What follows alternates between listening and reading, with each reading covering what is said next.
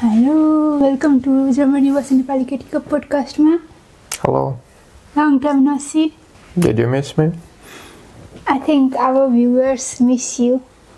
We look so cute together, yeah? Mm-hmm. We are the perfect couple.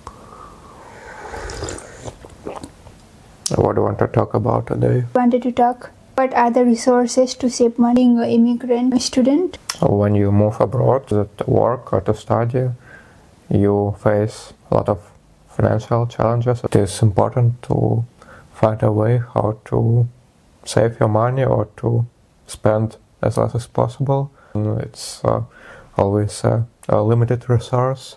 Now let's start with our own experience. So, you came here also as a student. Me also, I was a student here. How did you finance your studies? I was getting scholarship, so I didn't need to bring my own money. My salary or scholarship was income for me. Mm-hmm. I chose a very different way, but you chose a student way. So, for international student in Germany, what are the source? How can they finance themselves? It depends what kind of student. I came here as a PhD student, so I was getting salary. I think for a bachelor or master student it's much more difficult because they don't get salary, and the scholarship which is provided, even if it is provided, it is limited and it is not enough to cover all expenses. What are the source for them? So at first it makes sense to apply to as many scholarships as possible to get some basic support from funds or from government. Then you need to have a part-time job. Mm-hmm. And how was your experience in the beginning? Did you need to provide a blocked account? So, I came as an au pair, and after au pair, I exchanged my visa as a language student. For that, I also needed blocked account. At some point, I extended my student visa as a Ausbildung visa. So, I was doing Ausbildung in a vocational course for nursing school. For that, I didn't need any block account. I was getting a salary. Was it enough for you for living? It was enough. It is doable. Like, it's not so lots of money, but you can manage it. The question is how to minimize your expenses so you can survive with that salary which you get. Mm-hmm. What do you think are the main expenses during living, studying? Yeah, of course, the accommodation is the most expensive thing in Germany. Education is free anyway, so you don't have to pay for the tuition fee or anything. It is small, but you still need to pay a bit. Semester fee.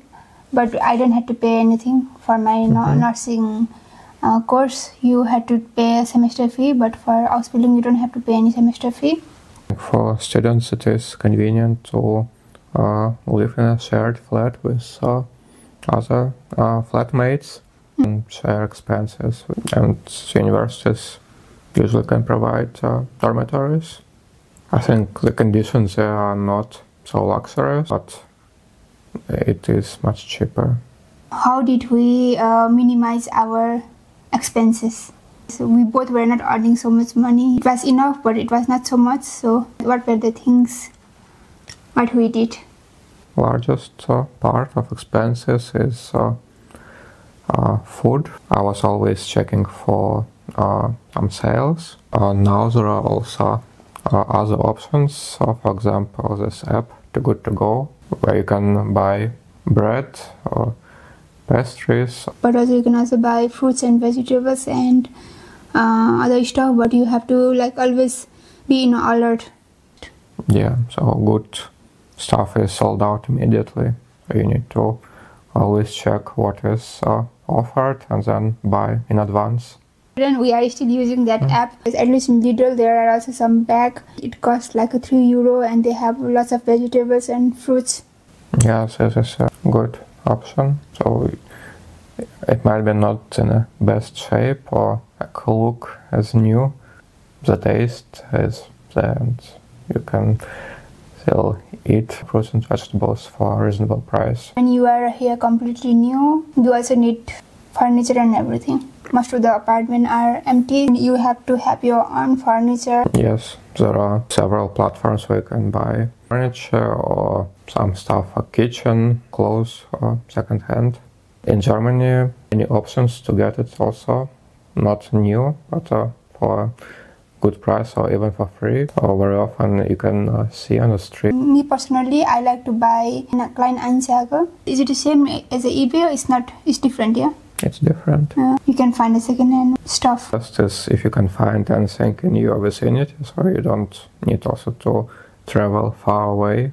Sometimes you can buy with delivery, or you can rent a car or find someone who can help you to move bigger furniture. Of course, it is very important to check the quality, the condition of the goods which you are going to buy. Still, be aware that there are scammers, and don't send money without making sure that it is real good and the person has already a long history of be present on the website and good reviews. Very important. Sometimes some people left their unwanted furniture also outside of their house, so you can walk around and sometimes you can also get it if you want it. They do renovation, or they buy new furniture, or they move out. Sometimes they don't have time or power to sell everything, so they just bring furniture outside in front of the house, and you can go and collect if it is in good conditions and you like it. Yeah, I already mentioned that you can buy clothes as well, second-hand, on eBay, on this Kleinanzeigen or Vinted, in second-hand shops. Yeah, we used to go lots in second-hand stores.